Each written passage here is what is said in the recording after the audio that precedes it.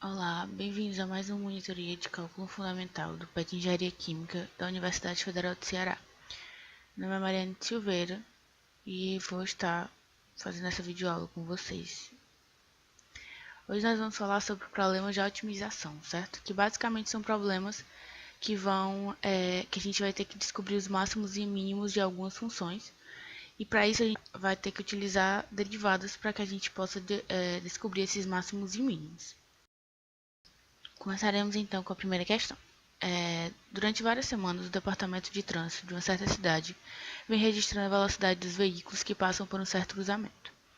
Os resultados mostram que entre 13 e 18 horas, a velocidade média nesse cruzamento é dada aproximadamente por Vt, que é a velocidade, é igual a t ao cubo menos 10,5t ao quadrado mais 30 vezes t mais 20 km por hora, onde t é o número de horas após o meio-dia. Qual o instante entre 13 e 18 horas em que o trânsito é mais rápido e qual o instante em que ele é mais lento? Então, para essa questão aqui, o nosso objetivo é encontrar o máximo e o mínimo da função. Ele nos deu a função, a gente vai ter que basicamente derivar e descobrir quais são os máximos e mínimos dessa função. No caso, quando a gente precisar do trânsito mais rápido, a gente vai querer justamente o máximo que aquela função pode assumir. Quando a gente quiser o trânsito mais lento, o mínimo da função.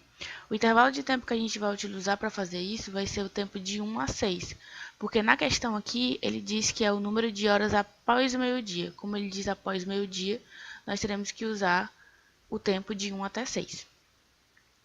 Para encontrar o mínimo e o máximo da função, a gente vai ter que primeiramente encontrar os pontos críticos dessa função. Para a gente encontrar esses pontos críticos, a gente utiliza a primeira derivada. Depois feito isso, a gente vai ter que fazer o teste da segunda derivada, que é justamente para encontrar esse ponto de máximo e mínimo que a gente tem nessas funções. Vamos então começar a questão. Primeiro de tudo, a gente vai ter que calcular a primeira derivada, certo? No caso, a gente tem aqui uma função, que é um polinômio, então para derivar é bem tranquilo. Então, a gente vai ter que a função derivada, que é a função da velocidade derivada, a gente vai ter que ela vai ser 3t ao quadrado menos 21t mais 30. Seguido isso, a gente vai ter que encontrar os zeros das funções, no caso a raiz da função, para que a gente possa encontrar quais são esses pontos que supostamente são máximos e mínimos dessa função. No caso, a gente tem aqui que a equação derivada é 3t ao quadrado menos 21t mais 30, a gente iguala a zero, e a gente descobre que os t's das funções são t igual a 2 e t igual a 5. Essas são as duas raízes da função. Feito isso, a gente vai para a segunda derivada. Essa segunda derivada vai ser justamente para a gente descobrir qual é o ponto de máximo e qual é o ponto de mínimo que a gente tem nessa função. A gente já sabe que esses dois pontos são os pontos críticos, que é o t2 e o t5, o t igual a 2 e o t igual a 5, mas a gente precisa descobrir quais são os pontos de máximos e mínimos. Então, a gente vem e faz a segunda derivada, que dá 6t menos 21. A gente vai pegar essa segunda derivada que a gente calculou e a gente vai aplicar os valores que a gente tem das raízes. Então, a gente vai calcular a segunda derivada no tempo 2, que é menos 9, ou seja, ele é um ponto menor do que zero. Logo, a gente já pode dizer que é um ponto de mínimo local. No tempo igual a 5, a gente tem que ele é igual a 9. Então, ele é maior do que zero, então a gente já sabe dizer que é um ponto de máximo local. A partir daí, a gente vai ter que verificar os pontos de máximos e mínimos, certo? Caso esses valores que a gente encontre entre o intervalo que a gente tem sejam realmente os menores e os maiores, a gente sabe que eles são os pontos de máximos e mínimos globais. Caso eles não sejam, a gente vai saber que eles são pontos de máximos e mínimos locais, mas não globais da minha função. A gente aplica para todos os valores que a gente tem, no caso, os valores do intervalo, no caso, V igual a 1, que é 40,5 km por hora, e V igual a 6, que no caso vai dar 38. Se a gente aplicar no V igual a 2, a gente tem que 46, e no V igual a 5 é 32,5. Olhando esses valores, a gente vê que realmente no ponto 2, que é o tempo 2, que é o ponto crítico, a gente tem um ponto de máximo, e no tempo 5, a gente tem um ponto de mínimo, que é justamente o que a gente está querendo descobrir aí. Então, a gente verifica que o t igual a 2 e t igual a 5 são pontos de máximo e mínimo globais da minha função.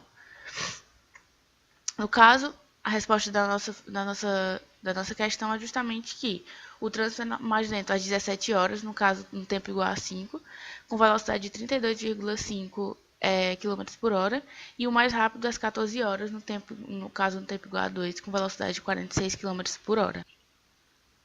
Vamos então para a questão 2. A questão 2, ele fala o seguinte: um fazendeiro dispõe de 200 metros de cerca para cercar 2 currais adjacentes. Quais devem ser as dimensões para que a área cercada seja máxima?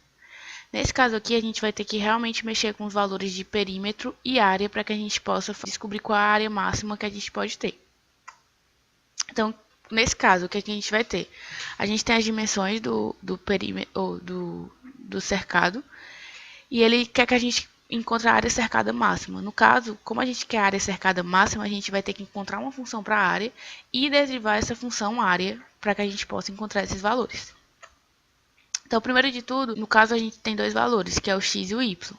Como a gente tem x e y, a gente tem que trabalhar com apenas um desses valores para que a gente possa realmente achar esse valor máximo. Então, inicialmente a gente mexe com a função perímetro.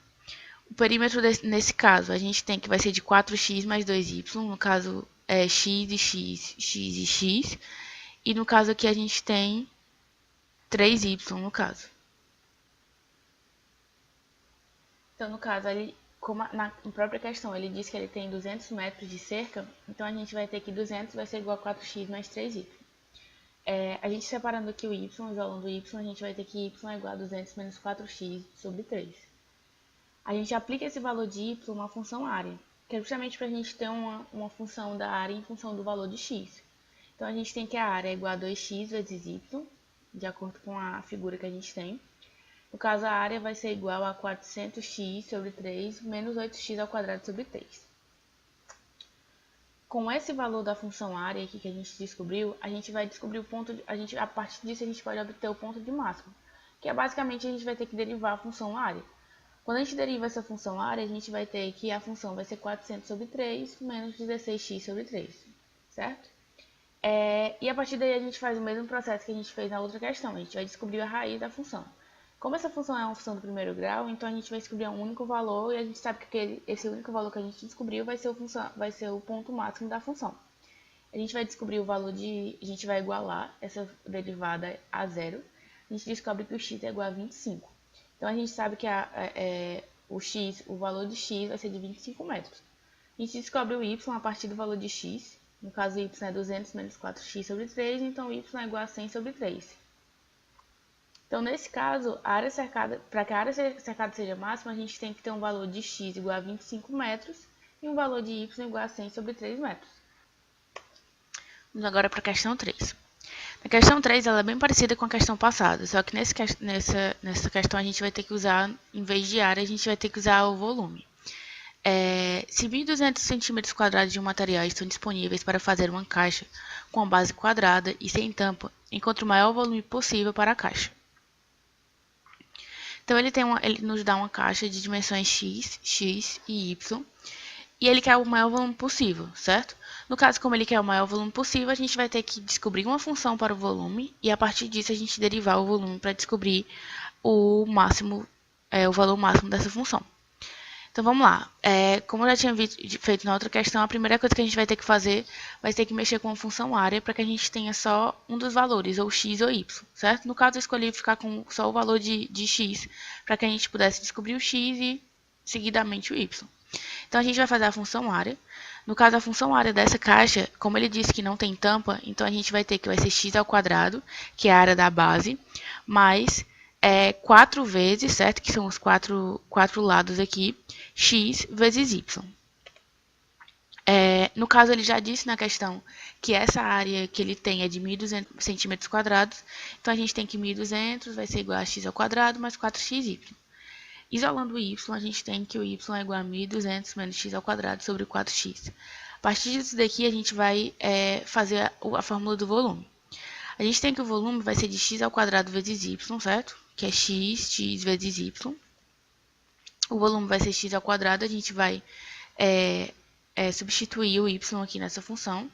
E no caso, a gente vai ter que a função volume vai ser de 300x menos x ao cubo sobre 4. A partir disso, a gente vai ter a função volume.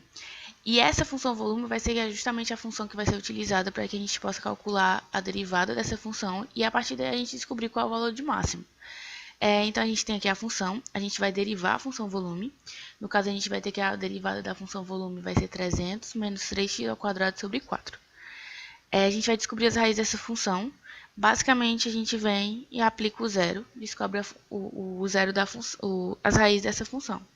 No caso aqui, a gente descobre duas raízes, sendo que o x igual a menos 20, ele não vai estar no domínio da função. Já que, como a gente está falando de uma área e de um tamanho, a gente não tem como ter um tamanho menos 20. Então, no caso, a gente fica só com o valor x igual a 20. No caso, a gente já descobre que o tamanho, que o x, a largura da minha caixa vai ser de 20 centímetros. E a gente descobre o y a partir desse valor, que o y vai dar 40 centímetros. Então, para que a gente consiga maximizar o volume dessa caixa, a gente vai ter que usar os valores de x igual a 20 centímetros e y igual a 40 centímetros, que vão ser justamente as dimensões que vão maximizar o volume da caixa. Então é isso, pessoal. Obrigada por assistir a minha videoaula. Qualquer dúvida, pode falar nos comentários ou mandar um e-mail para o PET Engenharia Química. Obrigada.